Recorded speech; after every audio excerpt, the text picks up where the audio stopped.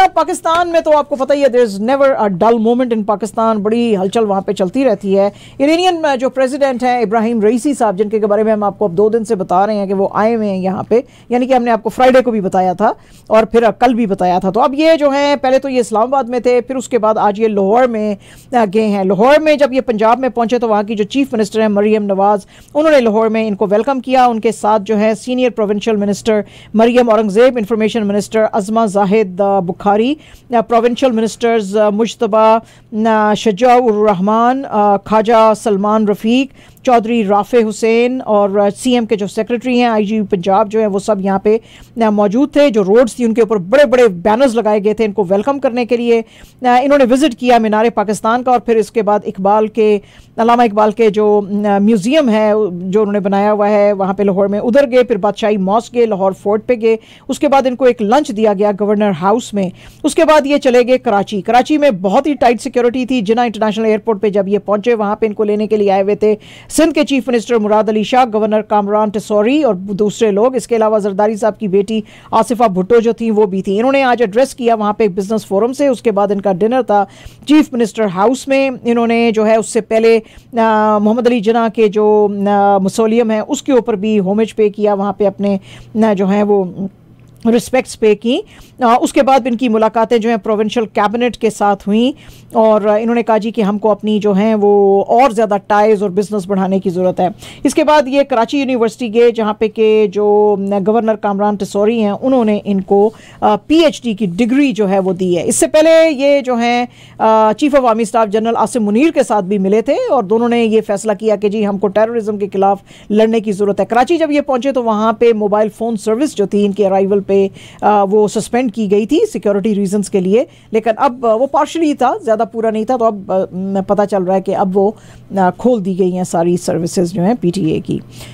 तो telephone calls और messages जो थे वो नहीं हो रहे थे। इरानियन प्रेसिडेंट इब्राहिम रईसी का ये जो 3 दिन का दौरा था, अब जाहिर है कि ये अमेरिका को ज़्यादा अच्छा नहीं लगा है और आज अमेरिका ने बड़ी धमकी दी है कि हर वो कंट्री जो कि तेहरान के साथ बड़े क्लोज रिलेशनशिप्स रखेगा तो उसके ऊपर जो है हम सैंक्शंस लगा सकते हैं। क्योंकि आपको पता ही है कि बहुत सारे प्राइम मिनिस्टर शहबाज शरीफ और रईसी साहब के बीच में बड़ी जो है कुछ बातचीत जो इस सिलसिले में हुई है कि कैसे ट्रेड को बढ़ाया जाए, चीज़ों को बढ़ाया जाए। तो अब ये सारी चीज़ के ऊपर स्टेट डिपार्टमेंट की नज़र थी। स्टेट डिपार्टमेंट के स्पोक्स पर्सन ने उन्होंने कहा जी कि हम बड़ा एडवाइस करते हैं सारे कंट्रीज़ को कि वो बिल्कुल बिजनेस डीलिंग्स ईरान के साथ ना करें, बल्कि वरना वो उनको पता होना चाहिए कि उनके ऊपर सैंक्शंस लगाई जा सकती हैं। यूएस जो है आपको पता ही है कि पाकिस्तान की सबसे बड़ी एक्सपोर्ट मार्केट है और सबसे बड़ा इन्वेस्टर भी है यूएसए में।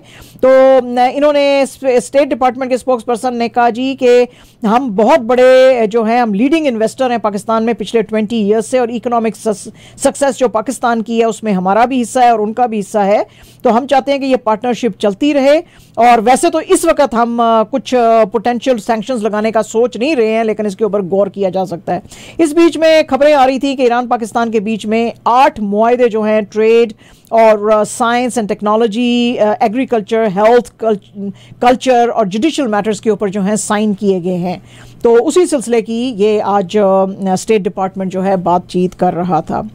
फॉर्मर आर्मी चीफ जो हैं जनरल बाजवा साहब, उन्होंने ओथ लेके ये बात कही है जी कि जो इमरान खान के खिलाफ नो ट्रस्ट मूव आया था उसमें उनका कुछ लेना देना नहीं है। ये बात जो है सीनियर जर्नलिस्ट मुजीबुर रहमान शामी साहब ने एक टीवी के इंटरव्यू के बीच में कहा है। उन्होंने कहा जी कि मैं एक वेडिंग के ऊपर, एक शादी पे मैं मिला था बाजवा साहब को और मैंने बाजवा साहब से पूछा कि क्या इसमें आपका हाथ है, तो बाजवा साहब की जेब के अंदर एक पॉकेट साइज कुरान था।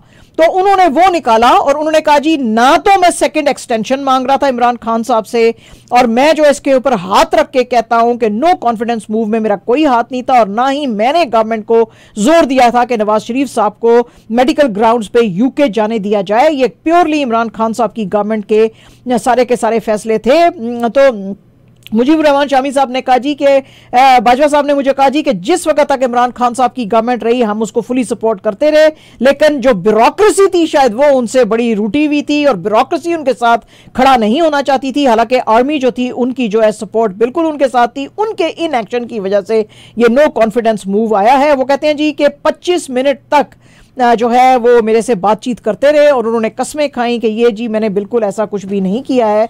इसके अलावा वो कहते हैं मुजीब रहमान शामी से पूछा गया कि जी और आपसे उन्होंने क्या बातें की, उन्होंने कहा जी और सारी ऑफ द रिकॉर्ड बातें थी, तो वो मैं इधर टीवी के इंटरव्यू में नहीं बता सकता हूँ। तो अब मुझे नहीं पता है कि शादी के मौक़ों पे लोग जाते हैं तो कुरान अपनी जेब में रखे लेके जाते हैं। So it is very very suspicious, highly suspicious कि ये जो है ये क्या बात है। बहरहाल एनीवेज कुछ कह नहीं सकते आप। अब शामी साहब तो बड़े सीनियर जर्नलिस्ट हैं, आपको पता ही है। एक जो सबसे आज हैरत की बात है जिसपे कि आज काफ़ी दुनिया की भी आंखें जो हैं वो खुली और काफ़ी आईब्रोज और भी जगह पे रेस की गई, पाकिस्तान में तो की गई, दुनिया में भी की गई। नवाज शरीफ साहब, आपको पता ही है कि कोई उनके पास पोर्टफोलियो नहीं है, तो वो चाइना की यात्रा पे पहुंचे हुए हैं। अब 5 डे विजिट पे है वहां पे, तो लोगों ने बड़े इसके ऊपर सवाल उठाए। उन्होंने ये PMLN की जो स्पोक्स पर्सन है मरियम औरंगजेब और इंफॉर्मेशन मिनिस्टर अताउल्लाह तारर साहब से जो है उनसे पूछा कि भाई नवाज शरीफ साहब किस कैपेसिटी में वहां पे चाइना में गए हैं। मरियम औरंगजेब साहबा ने तो कोई जवाब नहीं दिया और अता तारर साहब ने कहा जी मुझे कोई आइडिया नहीं है। मीडिया की रिपोर्ट्स के मुताबिक जो नवाज शरीफ साहब हैं वो वहां पे जो गए हैं उसके बारे में कहा जा रहा है जी कि अपने प्राइवेट विजिट पे गए हैं, वो बिल्कुल पर्सनल नेचर का है और शायद वहां पे कोई मेडिकल चेकअप भी कराएंगे। आज से पहले तो आपको पता ही है कि नवाज शरीफ साहब कभी मेडिकल चेकअप के लिए चाइना नहीं गए, वो हमेशा लंदन जाते हैं और बल्कि वहां पे 2019 में गए और 2023 तक वो वहीं पे लंदन में ही थे और कह रहे थे जी मैं अपना इलाज करा रहा हूं। तो अब क्या ऐसी बात आ गई है कि ये जी अब चाइना जा रहे हैं मेडिकल चेकअप कराने के लिए। लेकिन उससे भी ज्यादा और हैरत की बात है, इनके पास कोई पोर्टफोलियो नहीं है लेकिन फिर भी गवर्नमेंट का एक सीनियर ऑफिशियल यानी कि फॉरेन मिनिस्टर जो है इसहाक डार साहब वो इनके साथ जो थे मौजूद थे। हाँ ठीक है, मरियम का बेटा जो है मरियम नवाज जो है उनका बेटा जुनैद सफ्दर भी इनके साथ था, लेकिन वो तो कोई ऑफिशियल जो है वो पार्टी होल्डर पोजीशन होल्डर नहीं है।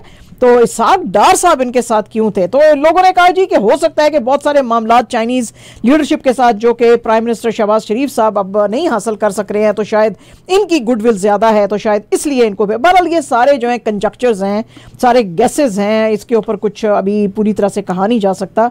तो ये लेकिन आज हैरत की बात है कि ये किस सिलसिले में जो है वहाँ पे गए हैं। ये जो है PMLN के जो राना सनाउल्लाह साहब हैं उन्होंने एक स्टेटमेंट कुछ दिन पहले दी। उन्होंने कहा जी कि हम रिकंसिलिएशन के लिए PTI के साथ बिल्कुल तैयार हैं और हम जो है उनके साथ दोस्ती में जो है काम करना चाहते हैं और आगे बढ़ाना चाहते हैं। PTI के जो चेयरमैन है बैरिस्टर गौहर अली खान, उन्होंने कहा जी हमको इस तरह का कोई फॉर्मल इन्विटेशन गवर्नमेंट की तरफ से नहीं आया है। वो रिपोर्टर्स के साथ बात कर रहे थे आउटसाइड अटियाला जेल। उन्होंने कहा जी कि हम जो है उनके साथ कोई बातचीत नहीं कर रहे हैं और ये भी जो इंप्रेशन दिया जा रहा है कि शायद गवर्नमेंट के साथ हम कोई सीक्रेट टॉक्स कर रहे हैं, कोई बिल्कुल सीक्रेट टॉक्स करने का सवाल ही पैदा नहीं होता और इमरान खान साहब की इस सिलसिले में कोई हमें जो है वो इंस्ट्रक्शंस नहीं है। साइफर केस पे बात करते हुए उन्होंने कहा जी कि हमारे प्रोसिक्यूटर जो है उन्होंने 21 विटनेसेस पेश की हैं, आज की जो टेस्टिमोनीज उन्होंने दी हैं वहां पे कोर्ट में, लेकिन जो खान के लॉयर्स हैं उनको चांस ही नहीं दिया जा रहा है। और आज भी 14 आवर की जो हियरिंग हुई थी तो हम एविडेंस प्रेजेंट ही नहीं कर सक रहे हैं, तो हम इस केस को कैसे खारिज करेंगे। इसके साथ साथ बैरिस्टर साहब ने कहा कि जी बुशरा बीबी की जो तोशाखाना केस में उनको फंसाया गया है वो इमरान खान साहब को प्रेशराइज करने के लिए कहा गया है, वरना तोशाखाना केस से उनका कोई ताल्लुक नहीं है। संडे के जो बाय इलेक्शंस हुए थे on 21 national and provincial seats, उनके ऊपर बात करते हुए उन्होंने कहा जी कि खान साहब का भी और हमारा भी बड़ा कंसर्न है। और जब हम वहां पे पहुंचे तो बैलेट बॉक्सेस ऑलरेडी फिल किए हुए थे और पंजाब के अंदर जो है ये बड़ी प्लानिंग के साथ किया गया है और बाकी जगह के ऊपर भी। ECP के ऊपर बात करते हुए उन्होंने कहा जी कि ये बिल्कुल लेवल प्लेइंग फील्ड हमें नहीं दे रही है और फ्री और फेयर इलेक्शंस कहीं पे भी इन्होंने नहीं कराया, ना तो फरवरी 8 के जनरल इलेक्शंस, ना तो अब ये जो है बाय इलेक्शंस। इस सिलसिले में वो कहते हैं जी ये जो पोल रिगिंग है उसके ऊपर हम फ्राइडे को एक पीसफुल प्रोटेस्ट करेंगे और सुप्रीम कोर्ट जो है उसको भी हम अपनी पिटीशन दे रहे हैं कि फॉर्म 45 के मुताबिक जो है मसलों को हल करें। उन्होंने कहा जी कि PTI ने कभी भी रेजिस्ट और रिजेक्ट नहीं किया रिकंसिलिएशन की टॉक्स, लेकिन हम अपने राइट्स के लिए फाइट करते रहेंगे। इसके साथ साथ उन्होंने कहा जी कि मेरा बड़ा कंसर्न है कि बुशरा बीबी की जो हेल्थ है वो बड़ी खराब होती जा रही है और हमें पता चल रहा है कि लेट लास्ट नाइट जो एक एम्बुलेंस आई थी जो इनको लेकर गई है हॉस्पिटल, तो हमें क्यों नहीं इन्फॉर्म किया गया। इसका मतलब है कि उनकी हेल्थ जो है वो खराब होती जा रही है और अगर कुछ भी उनको हुआ तो उसकी रिस्पॉन्सिबिलिटी हम अथॉरिटीज को देंगे। खुश हो माजिद भाई? खुश है जी। ठीक है, अच्छा जी। और जनाब 8 टेररिस्ट जो कि इन्वॉल्व थे कस्टम्स ऑफिशियल्स को मारने के लिए डीआई खान में, उनको आज काउंटर टेररिज्म डिपार्टमेंट जो है उसने मार गिराया है। ये लोग ना सिर्फ सिक्योरिटी फोर्सेस के ऊपर अटैक कर रहे थे बल्कि ये किलिंग्स और एक्सटॉर्शंस के अंदर भी इन्वॉल्व थे। और वो सीटीडी के मुताबिक इनका जो मेन जो लीडर था जहां जेब मोस्ट वांटेड था, उसको मार गिराया गया है। उन्होंने कहा जी जब हमें इंटेलिजेंस रिपोर्ट आई तो हमने तमाम रूट्स जो थे वो ब्लॉक कर दिए थे और जो है ये, लेकिन हमें डर है कि इनके जो टेररिस्ट हैं, इनके फैसिलिटेटर्स लोकल पॉपुलेशन के अंदर पाए जाते हैं, जो कि हमें ढूंढना पड़ेगा। और हम बड़े क्लियरली ये कहते हैं कि जी जो भी कोई फैसिलिटेटर्स हैं वो पीछे हट जाएं इनको फैसिलिटेट करने से। लास्ट वीक जो है 2 कस्टम्स ऑफिशियल्स जो हैं उनको यॉर्क टॉल प्लाजा जो कि डीआई खान में उसमें मार गिराया गया था और 4 जख्मी हुए थे। अप्रैल 18 को 6 इंक्लूडिंग 5 कस्टम ऑफिसर्स उनको भी मारा गया था सागो रोड के अंदर, दाराबांद तहसील के अंदर।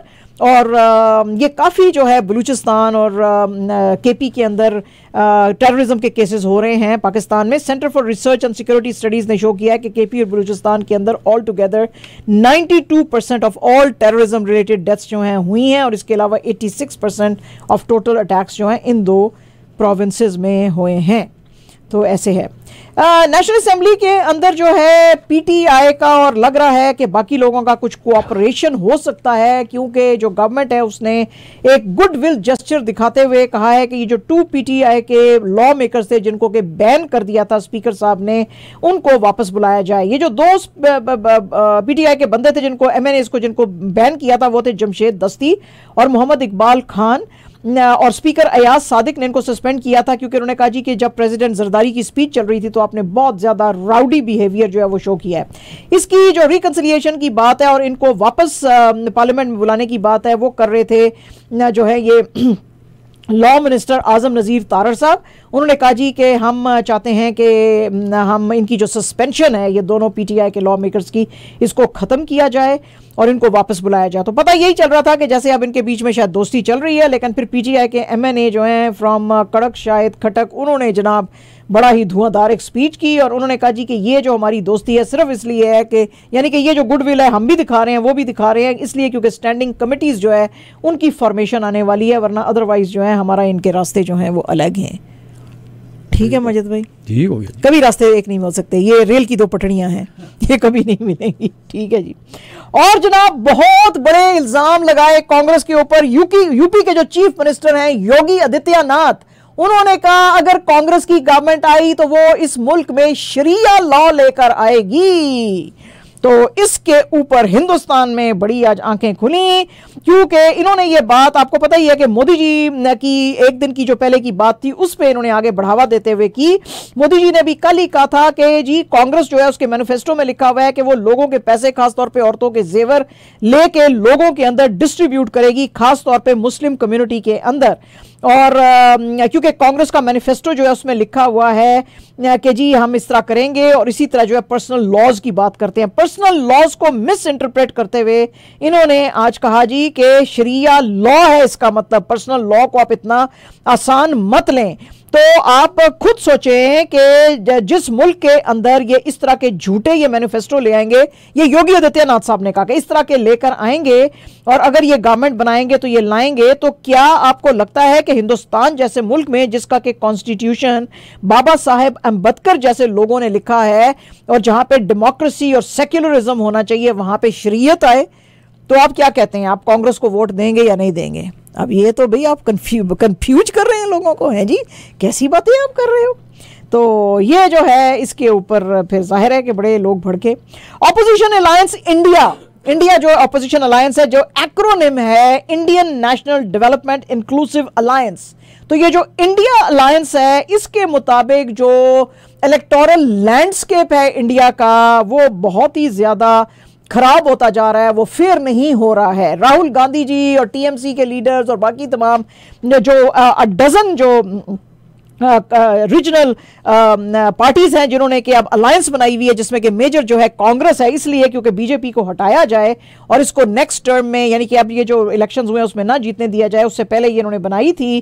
तो उसके अंदर कुछ जो है बहुत सारी खलबली है, यानी कि लोग बहुत सारे यूनाइटेड नहीं हैं, खुश नहीं हैं इसके अंदर। लेकिन फिर भी जो ये अलायंस है, इंडिया अलायंस, इन्होंने कॉन्स्टेंटली अलेज कर रहे हैं कि गवर्नमेंट अपनी इंटेलिजेंस एजेंसियों को यूज कर रही है, अपने फाइनेंशियल इन्फ्लुएंस यूज कर रही है और हमको हार्ड टाइम दे रही है। मोदी जी जो हैं ये सारे इनको क्लेम्स को डिसमिस करते हैं और वो कहते हैं जी ये एक्सक्यूजेस हैं। लेकिन अभी रिसेंटली आपने जो हिंदुस्तान के अंदर हुआ है वो देखा ही होगा, दिल्ली के चीफ मिनिस्टर अरविंद केजरीवाल और former chief minister Hemant Soren को झारखंड में जो है पकड़ा गया और उनके ऊपर करप्शन के चार्जेस लगाए गए, जो कि उन्होंने कहा जी कि ये बिल्कुल बेसलेस हैं और पॉलिटिकली मोटिवेटेड हैं। जब से बीजेपी की गवर्नमेंट आई है तकरीबन 100 पॉलिटिशियंस जो हैं उनको फेडरल एजेंसीज ने पकड़ा है, इन्वेस्टिगेट किया है। उसमें से 95% जो थे वो अपोजिशन के ये सारे लीडर्स थे।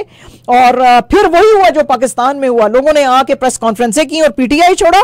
मुझे लग रहा है बिल्कुल कट कॉपी पेस्ट अब हिंदुस्तान भी कर रहा है उसको। तो इधर भी यही हुआ कि ये जो पॉलिटिशियंस बेचारे पकड़े गए, इन्होंने भी बहुत सारे, कोई तकरीबन 25 के करीब पकड़े गए थे, उसमें से जो 23 थे उन्होंने आके बिल्कुल इसी तरह प्रेस कॉन्फ्रेंसें की, यानी छोटी मोटी, और कहा जी कि हम ये कांग्रेस को और बाकी ऑपोजिशन की पार्टीज को छोड़ रहे हैं और हम बीजेपी को ज्वाइन कर रहे हैं। जैसे ही उन्होंने कहा हम बीजेपी को ज्वाइन कर रहे हैं, सारे केसेस उनके ऊपर से जो थे वो हट गए थे। अच्छा जी, इसके साथ साथ जो है फरवरी के अंदर कांग्रेस ने जो है, अभी हमने आपको बताया था कुछ अर्सा पहले कि कांग्रेस ने कहा जी हमारे सारे के सारे बैंक अकाउंट्स जो हैं वो भी इन्होंने सीज कर लिए हैं और हम कोई भी पैसा जो है वो स्पेंड नहीं कर सकते हैं। दिसंबर के अंदर तकरीबन 140 फेडरल ऑपोजिशन जो लॉ मेकर्स थे उनको सस्पेंड कर दिया गया था पार्लियामेंट के अंदर से, क्योंकि कहा गया था कि जी आपकी वजह से सिक्योरिटी ब्रीच यहां पे आया है। लास्ट समर जो राहुल गांधी जी हैं उनको भी क्रिमिनल डेफेमेशन केस के अंदर जो है उनको निकाल दिया गया था, 3 महीने के लिए डिस्क्वालीफाई कर दिया था एज लॉ मेकर, क्योंकि उन्होंने कहा था कि मोदी नाम के जो लोग होते हैं वो थीफ्स होते हैं ज्यादातर।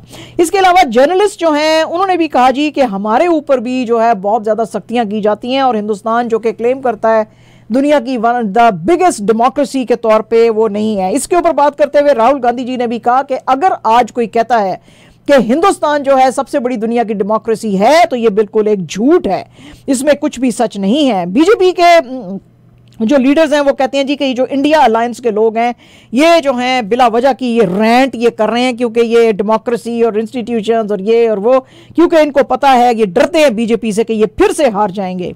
एमनेस्टी इंटरनेशनल ने हालांकि इसके ऊपर कहा है कि ये इंडिया अलायंस का कुछ जो पॉइंट ऑफ व्यू है वो ठीक है, इसके अंदर क्रेडिबल जो है वो इंफॉर्मेशन है कि इनके खिलाफ क्रैकडाउन किया जाता है। लेकिन प्रॉब्लम है इंडिया अलायंस का जो है वो ये है कि ना तो राहुल गांधी जी, ना तो ममता बनर्जी, ना तो कोई भी ऐसा करिज्मेटिक लीडर नहीं है जो कि बीजेपी को हरा सके। इसके साथ साथ इनको और भी बड़ा अलायंस को झटका मिला कि जब जेडीयू और राष्ट्रीय लोक दल जो है उन्होंने इनको छोड़ के अब बीजेपी को ज्वाइन कर लिया है। इसके साथ साथ ममता बनर्जी जो हमारी दीदी है वेस्ट बंगाल में, उसने भी कहा जी कि टीएमसी बिल्कुल आप लोगों के साथ, इंडिया अलायंस के साथ सीट शेयरिंग नहीं करेगा, आप लोग अपने खुद के कैंडिडेट्स खड़े करो। इसमें अगेन डर पड़ गया है कि इसमें वोट्स जो हैं वो डिवाइड होंगे, हाँ जी, स्प्लिट हो जाएंगे। और जनाब कांग्रेस जो है इसके अलावा उन्होंने जो है इलेक्शन कमीशन ऑफ इंडिया को शिकायत की है कि ये जो बीजेपी है हमारे मैनिफेस्टो के बारे में और हमारे बारे में झूठ फैला रहा है। जैसे कि हमने आपको भी बताया कि बीजेपी के लीडर्स जो हैं योगी आदित्यनाथ टाइप के, वो कह रहे हैं जी कि तुम शरिया लॉ लाओगे। इससे पहले जो मोदी जी ने कहा जी कि ये तुम्हारे सारे पैसे और एसेट्स ले लेगा और डिस्ट्रीब्यूट करेगा, खासतौर पर मुसलमानों को दे देगा, तो आप ना करो। तो उन्होंने जी आज इलेक्शन कमीशन ऑफ इंडिया को कहा है कि मोदी जी और बीजेपी हमारे खिलाफ बहुत ज़्यादा मिस इन्फॉर्मेशन फैला रहे हैं, तो इनको आप रोको। पहले तो बिल्कुल पाकिस्तान वाली स्टोरी चल रही है। ये what is this going on है? दुनिया की सबसे बड़ी डेमोक्रेसी, क्या कर रहे हो आप? पाकिस्तान का सारा पैटर्न कट पेस्ट कर रहे हो आप, मत करो ऐसे, ठीक है जी। और जनाब शाहरुख खान साहब डॉन के रूप में नजर आ सकते हैं, और अगर आप समझ रहे हैं कि ये फरहान अख्तर की डॉन 3 है, नहीं, ये डॉन 3 नहीं है। ये अपनी बेटी के साथ एक फिल्म में आ रहे हैं जिसमें ये डॉन के रूप में नजर आएंगे। इनकी बेटी जो है सुहाना खान, उसके साथ सुजॉय घोष जो हैं एक अपनी फिल्म बना रहे हैं जिसका के नाम है किंग। उसमें ये अपनी बेटी के साथ बिग स्क्रीन जो है वो शेयर करेंगे। इसमें इनके बड़े शेड्स ऑफ ग्रे होंगे और ये जाहिर है कि एक डॉन की तरह इसके अंदर जो है वो करेंगे, पार्टिसिपेट करेंगे और इनका रोल होएगा। इसको बना रहे हैं सिद्धार्थ आनंद और सोर्सेज के मुताबिक this movie is going to be very cool, full of attitude and swag. ठीक है जी, Shahrukh Khan is there sure. हाँ जी, तो हुण उसकी वजह नाल बेटी जिहड़ी है वो भी वड्डी स्टार बनेगी। भाई ये क्या मजाक है, शाहरुख खान साहब हमको भी कोई चांस दो यार बेशक अपनी अम्मा का ही चांस दो आपकी अम्मा बन जाएंगे यार, कोई चांस तो दो। ये क्या मजाक है भाई, शाहरुख खान के साथ आएंगे ना अभी हमें भी 4 लोग दुनिया में देख लेंगे हैं। शायद वो जो इटालियन जिसकी मैंने तस्वीर अपने कमरे में लगाई है, शायद वो इंप्रेस हो जाए माजिद भाई, हैं ऐसी यू नेवर नो, है ना। तो शाहरुख खान साहब क्या कर रहे हो, बेटी को इतना आप वो बढ़ावा दे रहे हो, हमको भी थोड़ा सा कुछ भाव दो यार। अच्छा जी, अच्छा जनाब, आमिर खान साहब जो हैं उन्होंने अपनी अब नई रेंडिशंस जो आई हैं, उनका जो बड़ा एक आइकॉनिक सॉन्ग था क़यामत से क़यामत तक, जो 1988 में फिल्म आई थी पापा कहते हैं, उसकी नई अब रेंडिशंस जो हैं वो आ रही हैं। और आपको पता ही है कि इन्होंने अपनी इस फिल्म से डेब्यू किया था। ये जो फिल्म है, ये जो गाना है, इसका इन्होंने टाइटल दिया है पापा कहते हैं 2.0 और ये जो ट्रैक है ये आएगा नजर आपको श्रीकांत फिल्म जो आ रही है उसके अंदर, जिसके अंदर काम कर रहे हैं राजकुमार राव। इस मौके के ऊपर सिंगर उदित नारायण भी थे और ये वो पहली फिल्म थी ना सिर्फ आमिर खान के लिए, बल्कि ये पहली फिल्म थी जूही चावला के लिए भी, म्यूजिक कंपोजर्स आनंद मिलन के लिए भी, सिंगर्स उदित नारायण और अलका याग्निक के लिए भी, डायरेक्टर और इनके जो कजन थे मंसूर खान के लिए भी, और बहुत सारे नए जो है क्रू इसके अंदर। तो ये सब ने पहली बार क़यामत से क़यामत तक में काम किया था। तो आमिर खान साहब कहते हैं जी कि मैं बिल्कुल श्योर नहीं था इस फिल्म के बारे में, मुझे पता नहीं थी ये कैसे चलेगी, और जब मैंने बाद में देखा अपने कजन मंसूर के साथ बैठ के, तो मुझे इस फिल्म में बेतहाशा फ्लॉज नजर आए। क्योंकि आपको पता ही है कि आमिर खान साहब को जो है मिस्टर परफेक्शनिस्ट कहते हैं, तो वो कहते हैं जी मुझे बहुत सारी गलतियां नजर आई, लेकिन फिर ये फिल्म जो है एक माइलस्टोन बनी इंडियन फिल्म इंडस्ट्री में। और 1988 के बाद तो इसने सारा जो है वो सीन ही फिल्म इंडस्ट्री का चेंज कर दिया और मेजर शिफ्ट आया। इस मौके पे इसको प्रोड्यूस किया था, इस फिल्म को, इनके अंकल जो है आमिर खान साहब के, नासिर हुसैन, उन्होंने। इस मौके पे उदित नारायण साहब भी थे और उन्होंने कहा जी कि 36 ईयर्स बैक जब मुझे इन्होंने आमिर के साथ इंट्रोड्यूस किया था और उन्होंने कहा था कि आपको ये गाना आमिर के लिए गाना है, तो मैं बड़ा डर गया था और मैं घर चला गया था और मैंने कहा जी कि मैं तो इस गाने के ऊपर काम नहीं करूंगा। फिर मुझे बहुत कन्विंस किया गया तो मैं फिर वापस आया। तो आमिर ने उस मौके पे इनके साथ जोक किया उदित नारायण के साथ। उन्होंने कहा जी हाँ, आपको लग रहा होगा मुझे देख के कि ये असल में एक्टर वैक्टर है भी कि नहीं कि ऐसे ही जो है ये मजाक है। ठीक है जी। एंड जनाब, today is Manoj Bajpayee's birthday, he turns 55 और आज जो है उन्होंने बड़े रेवलेशंस किए हैं मनोज बाजपेयी साहब ने। उन्होंने कहा जी संजय लीला भंसाली की फिल्म जो आई थी देवदास, उसके लिए उन्होंने मुझे भी रोल ऑफर किया था मगर मैंने डिक्लाइन किया। वो डिक्लाइन क्यों किया उन्होंने अपने इंटरव्यू में बताया। उन्होंने कहा जी कि इन्होंने मुझे कहा कि वो जो सपोर्टिंग एक्टर है चुन्नी लाल का, वो तुम करो, और उसके लिए इन्होंने सैफ अली खान को भी बात की, मुझे भी की, गोविंदा को भी की। उनके पास शायद डेट्स नहीं थी, लेकिन मैंने तो साफ ना कह दिया क्योंकि देवदास का जो रोल है वो बड़ा आइकॉनिक रोल है। तो मैंने संजय लीला भंसाली से कहा कि मैं सपोर्टिंग रोल चुन्नी लाल वाला नहीं करूंगा, मैं देवदास का रोल करूंगा क्योंकि वो मुझे बड़ा इंप्रेस करता है, I would love to play that role. लेकिन वो तो ये शाहरुख खान साहब को दे रहे थे, तो अब फिर इनको कैसे देते। तो वो कहते हैं फिर इसलिए मैंने ना कर दिया। फाइनली फिर आपको पता है कि चुन्नी लाल का कैरेक्टर जो था वो जैकी श्रॉफ साहब ने फिर किया था। तो कहते हैं जी इसलिए मैंने वो ना किया। और इसकी एक और भी वजह थी कि उस वक्त जितनी फिल्में मेरी आ रही थी उन सब में मैं हीरो आ रहा था। तो मैंने कहा अब तुम मुझे सपोर्टिंग रोल दे दोगे तो मेरी तो, मैं ऑलरेडी जो है 8 फिल्मों में काम करता हूं, तो बिल्कुल ही मैं नीचे बॉटम पे आ जाऊंगा तो मैं नहीं कर रहा तेरे साथ काम ऐसे। और जनाब यूके के अंदर जो इंग्लैंड के स्टेडियम्स हैं, उन्होंने बहुत सारे स्टेडियम्स ने आज बड़ा जो है वो इंटरेस्ट शो किया है कि वो इंडिया और पाकिस्तान के जो टेस्ट मैचेस हैं वो करवा सकते हैं। अकॉर्डिंग टू द टेलीग्राफ, ये जो न्यूज़पेपर है, लॉर्ड्स, द ओवल और एट बैक्सटन के जो क्रिकेट स्टेडियम्स हैं, उन्होंने कहा है जी कि हम ये इनकी करा सकते हैं। इसके अलावा सरी और वॉरविकशायर जो हैं उन्होंने भी कहा है कि we are ready to host India Pakistan test. उसकी वजह यह है कि हमने कुछ थोड़े दिन पहले आपको बताया था कि इंडियन स्किपर जो है रोहित शर्मा साहब एक इंटरव्यू थोड़े दिन पहले दे रहे थे और उसमें उन्होंने कहा था जी कि पाकिस्तान की टीम ऑसम है, लेकिन हमने हमेशा उनके साथ T20 या ODIs खेले। मैं उनके साथ अब एक टेस्ट खेलना चाहता हूं, लेकिन एक न्यूट्रल कंट्री के अंदर। आपको पता ही है कि इंडिया पाकिस्तान के ज्यादातर मैचेस जो हैं न्यूट्रल प्ले ग्राउंड्स पे दुबई में होते हैं, लेकिन इस दफा इंग्लैंड बड़ा जो है वो शो कर रहा है इंटरेस्ट। वो कहता है जी कि हाउसफुल, हाँ हाउसफुल, एब्सोल्युटली भाई, एब्सोल्युटली, बिल्कुल बिल्कुल। दुबई में आप देखें जैम पैक्ड होते हैं, उनके इतने इतने बड़े स्टेडियम है, इतने ह्यूज किस्म के, सारे जैम पैक्ड होते हैं। तो वो ये कहते हैं जी कि इस दफा इंग्लैंड में आप ये करो। और जनाब थर्ड T20 में जो रावलपिंडी में न्यूजीलैंड के अगेंस्ट पाकिस्तान हारा है, तो कल तो रमीज राजा साहब ने बड़ी बैशिंग की, लेकिन आज जो फॉर्मर पाकिस्तान कैप्टन है अजहर अली, उन्होंने आज बड़ा सपोर्ट किया बाबर आजम को। उन्होंने कहा बाबर आजम की जो परफॉर्मेंस एज बैट्समैन कंसिस्टेंट रही है वो बड़ी जबरदस्त है, उसको जो है कैप्टनसी से हटाना भी आइडियल नहीं था और अब उसको कैप्टन बना दिया, वो भी आइडियल नहीं है, लेकिन टू मेनी चेंजेस क्रिकेट के अंदर अच्छी नहीं होती हैं। लेकिन उसका अपना खुद का जो रिकॉर्ड है वो बड़ा ब्रिलियंट है और जो है वो बहुत सारे कैप्टन ऐसे गुजरे हैं कि जिनके वर्ल्ड कप के अंदर परफॉर्मेंस अच्छी नहीं होती है, तो आप सिर्फ वर्ल्ड कप की परफॉर्मेंस देख के उसको जज मत करें, अदरवाइज उसकी बहुत अच्छी कैप्टनसी भी है और उसकी परफॉर्मेंस भी जो है वो अच्छी है। और उन्होंने टीम को भी अर्ज किया कि भाई आप बाबर आजम को सपोर्ट करें अहेड ऑफ ये जो भी इस साल जो समर में होने वाला है T20 वर्ल्ड कप जून में, तो उसमें उन्होंने कहा जी ये करें। पाकिस्तान हॉकी फेडरेशन जो है उसने कहा जी कि जो 30th edition of Sultan Azlan Shah Cup Malaysia में हो रहा है उसके लिए हमारा 20 प्लेयर स्क्वाड जो है वो खेलने के लिए जाएगा।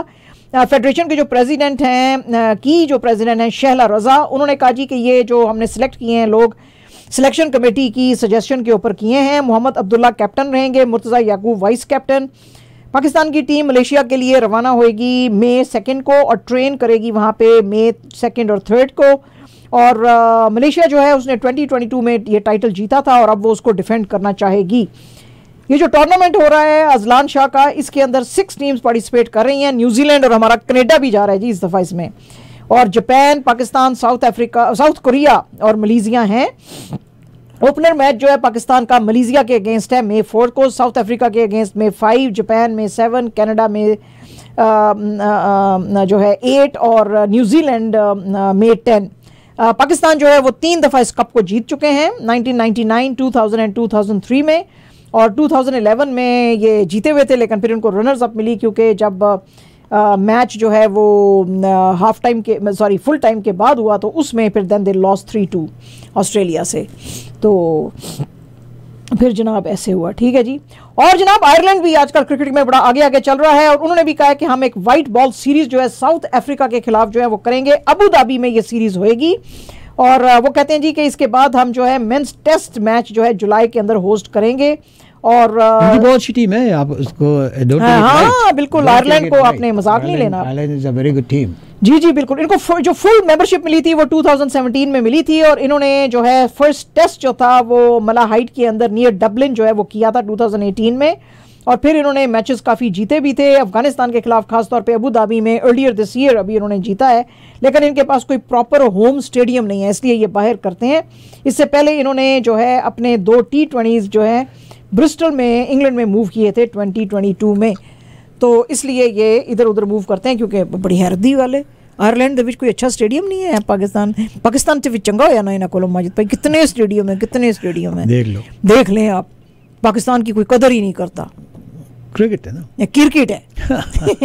अच्छा जी। एंड जनाब एब्सोल्युटली लास्ट न्यूज़ वो माजिद भाई को खुश करने के लिए ये मैंने किया, हालांकि इस न्यूज़ का मेरी न्यूज़ के साथ कोई ताल्लुक नहीं था, लेकिन मैंने कहा चलो कोई गल नहीं, माजिद भाई को भी कोई खुश कर दियो। ऑस्टन मैथ्यूज जो हैं उन्होंने जी स्कोर किया विनर इन 3rd पीरियड और 2 असिस्ट उन्होंने किए। मेपल लीव्स ने फिर जो है जीता बॉस्टन ब्रून्स से 3-2 से, और ये जो अब इन्होंने सीरीज है 1-1 से लेवल की है। और ये जी बड़ी इन्होंने कल खुशियां मनाई और बड़े खुश हुए हैं, और ये कहते हैं जी कि इनका जो ये गोल था ये इनका फर्स्ट गोल था प्लेऑफ का, फर्स्ट गोल था इनका प्लेऑफ्स का in the last 7 कंटेस्ट्स। means that is Austin Matthews की आप टॉक, हाँ Austin Matthews की। so सीरीज जो है बेस्ट ऑफ 7 की है एंड इज टाइड एट 1-1।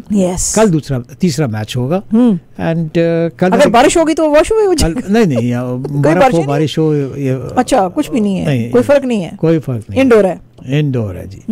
तो अब ये है कि अगर कल मैं जो प्रेडिक्शन की थी कि Toronto in 6, I keep my fingers crossed. Not only that. क्या कहना चाह रहे हैं? इन 6 का मतलब 6 हारेंगे? Not अब आपको जो कुछ कहना कह लें आप। जो कहना कह ले आप. Not only that, हाँ. Toronto Blue Jays हाँ. नीले जे. last night हाँ. they beat Kansas City. हाय ओए. हो 5-3. Yes. तो ब्लू जेज खेले वो जीत गए. हाँ. लीव्स खेले वो जीत गए. अब आप जो कहना चाहे कह सकती हैं. अच्छा ठीक है, चलो फिर कार चलिए. ये थी आज की रिपोर्ट.